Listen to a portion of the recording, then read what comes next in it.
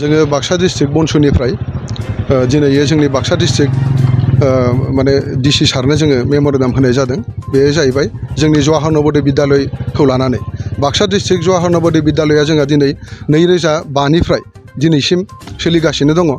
थ' 2005निफ्राय जों जवाहर नवोदय बिद्यालयनि समितिनि नेमखान्थि बादिब्ला मोनफ्रोमबो बोसोरावनो 80 गथ'फोरखौ लानांगौ। नाथायबा जोङो दिनै 2005निफ्राय जों नुबोदों जोंनि बाक्सा नवोदयावहाय माने बोसोरफ्रोमबो 40 गथ'फोरखौल' लाबाय थादों। थ' दिनैनिफ्राय 2005निफ्राय दिनैसिम जोंहा 40 गथ'फोरा बेनिफ्राय डिप्राइभ जानानै दंगासिनो दङ। थ' बेखौ जोङो नोजोर बोबाय जोंनि बाक्सा ओनसोलनिफ्राय जायफ्रा फरायनो गोसो गुदुं जानाय फरायसाफ्रा फरायसुलिफ्रा दिनै बे फरायनो मोनाखै। बाक्सा नवोदयाव दिनै जाखिनि सुबिदा जानांगौ बिदि सुबिदा होनो हायैनि थाखायनो जोंना बेयाव 40 गथ'फोरखौल' होबाय थादों। नाथायबा जवाहर नवोदय बिद्यालयनि चेयारमेनानो जाबाय डिसिआ स्वयं डिसिआ। दिनै डिसि सारा थासैयावबो दिनै बै खामानिखौ मावबोनो हायाखै। बे जाबाय जोंनि थाखाय जोबोद दुखु गोनां बाथ्रा।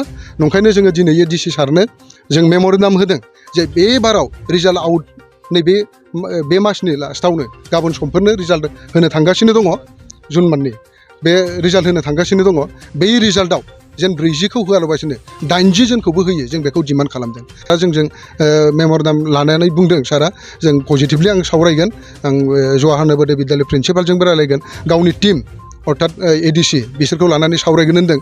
दा थाबैनो बेखौ जोंनो सारा मोनसे गुड मेसेज हरगोन होननानै जोङो आसा फारिनाय थाबाय आरो साराबो गाव बुंखादों।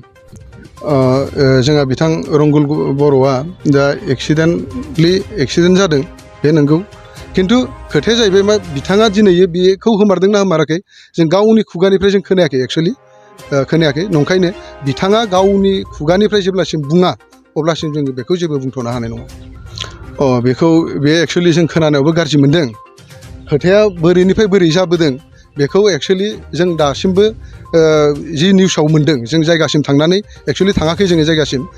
जाखिनि खोथा बिसोर जालायलायदों मोननै नङा होमबा मोननैब्लाबो। दा बे जालायलायनायनि गेजेराव दिनै बेफोर खोथाखौ जों खोनानानै दुखु मोनदों।